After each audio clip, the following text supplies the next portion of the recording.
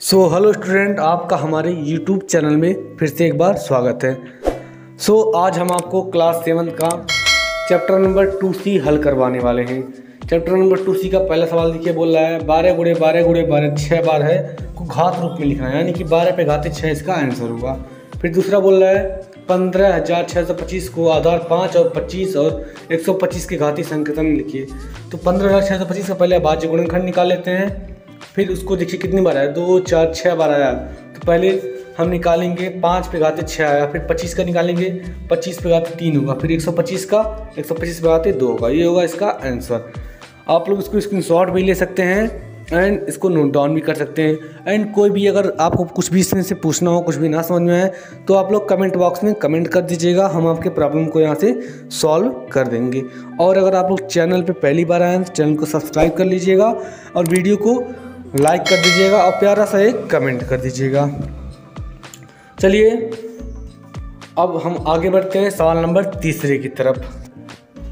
सवाल नंबर तीसरा देखिए क्या बोल रहा है, 0.0001 को आधार 001 पर घात रूप में लिखिए। तो हमने इसका गुणा किया, 0.01 का स्क्वायर हो जाएगा, इसका घात रूप होगा। इसको हल कर देंगे, देखिए उतना आ जाएगा। चलिए सवाल नंबर चौथा देखते। सवाल नंबर चौथा बोल रहा है -343/512 को आधार -7/8 पर घात रूप में लिखिए। तो पहले 343 का हम निकालेंगे अभाज्य गुणनखंड, फिर 512 का। 343 का निकालें तो 7 × 7 × 7 7 पे पावर 3 आया। 512 का निकालें तो 8 पे पावर 3 आया, यानी कि -7/8 पे पावर 3 होगा इसका आंसर।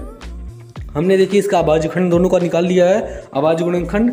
अगर आपको अभाज्य गुणनखंड नहीं आता तो आप लोग दूसरी वीडियो देख लीजिएगा, उसमें हमने अभाज्य गुणनखंड पूरा बढ़िया से समझाया है। तो चलिए सवाल नंबर 5वें की तरफ यहाँ से बढ़ते हैं। सवाल नंबर 5वां बोला आपका 1000/1331 को आधार 10/11 पर घात रूप में लिखिए। तो हम भी इसका अभाज्य गुणनखंड निकालेंगे। पहले 1000 का अभाज्य गुणनखंड निकालें तो 10 × 10 × 10 10 पे घाते 3 आया। फिर 1331 का मतलब 1331 का निकालें तो 11 × 11 × 11 आया, मतलब 11 पे घाते 3। तो इसका आंसर होगा 10/11 पे घाते 3। ये इसका होगा आंसर। तो आप लोग इसकी स्क्रीनशॉट इसका ले सकते हैं एंड आप इसको नोट डाउन कर सकते हैं। चलिए सवाल नंबर 6 की तरफ यहाँ से बढ़ते हैं। सवाल नंबर 6 बोल रहा है 1024/1089 को वर्गमूल रूप में लिखिए। तो हमें सबसे पहले इन दोनों का अभाज्य गुणनखंड निकालना होगा। हमने 1024 का अभाज्य गुणनखंड निकाला और 1089 का अभाज्य गुणनखंड निकाला। तो 1024 का अभाज्य गुणनखंड आया 2 × 2 × मतलब उसका गुणा जब करेंगे तो 32 आएगा। और 1089 का आया 3 × 3 × 11 × 11 मतलब इसका जब वर्गमूल निकालेंगे, वर्गमूल हमेशा जोड़े में निकलता है, हमेशा जोड़े में। जैसे कि 1089 का देखिए 3 × 3 है, यानी कि यहाँ से 1 3 निकलेगा, 11 × 11 यहाँ से 11 निकलेगा, यानी कि 11 3 33। 1089 का क्या होगा 33 और 1024 का होगा 32। हमने देखिए वहाँ ऊपर जोड़ा निकाला है, वहाँ 5 जोड़ा आया है, 2 × 2 × 5 बार आया है, तो हमने 32 लाया, यानी कि आंसर होगा 32/33 का होल स्क्वायर। चलिए सवाल नंबर 7वां यहाँ से देखते हैं। सवाल नंबर 7वां बोल रहा है 512/729 को घन रूप में लिखिए। उस बार वर्गमूल था, इस बार घनमूल था, मतलब 3 3 का जोड़ा यहाँ से निकलेगा। हमने देखिए दोनों का अभाज्य गुणनखंड निकाला और देखिए 2 का क्या आया 3 बार आया, मतलब 2 9 बार आया, तो 3 मिलेगा तो 1 निकलेगा। 3 का जोड़ा 2 निकला, 2 निकला, 2 निकला, मतलब 8 हुआ।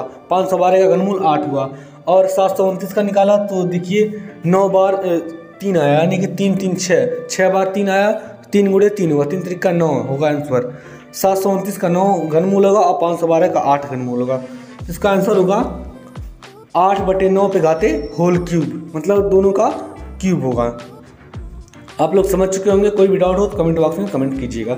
चलिए सवाल नंबर 9 यहाँ से देखते हैं। सवाल नंबर 9 बोल रहा है 0.00001 का वर्ग रूप होगा। यहाँ विकल्प दे दिया है, तो सबसे पहले इसका हम गुणनखंड निकाल लेते हैं। या देखिए आंसर हम गुणनखंड निकाल लिए, आंसर हमारा बी आया है। दूसरा नंबर 0.001, इसका देखिए गुणा करके हमने सिद्ध भी कर दिया कि वही आएगा। चलिए सवाल नंबर 10वां यहाँ से देखते हैं। सवाल नंबर 10वां बोल रहा है 0.05 का होल क्यूब का मान होगा।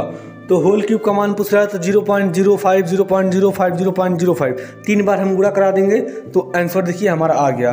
तो विकल्पी में हमारा चौथा यहाँ से सही होगा। तो चलिए सवाल नंबर 11 की तरफ बढ़ते हैं। सवाल नंबर 11 देखिए क्या कहता है, इसको आप लोग नोट डाउन कर लीजिए, स्क्रीनशॉट भी ले लीजिएगा। सवाल नंबर 11 बोल रहा है 64/125 के घन रूप का आधार होगा, मतलब 64/25 का जो घन आएगा उसका आधार क्या होगा। तो सबसे पहले हम 64 और 125 का निकाल लेते हैं अभाज्य गुणनखंड। 64 का आया देखिए 6 बार आया है 2, यानी कि घनमूल पूछ रहा है तो 3 3 का जोड़ा बनेगा 2 दूना 4 आया, और 125 का 5 आया, मतलब 4/5 होगा। मतलब विकल्प में हमारा दूसरा विकल्प यहाँ से सही है। तो आशा करता हूँ आपको बढ़िया समझ में आया होगा। अगर कुछ भी डाउट हो तो आप लोग कमेंट बॉक्स में डाउट अपना क्लियर कर सकते हैं, और ऐसे ही हम डेली वीडियो बनाते रहेंगे। डेली आपका हम पूरा चैप्टर यहाँ से ख़त्म करवा देंगे।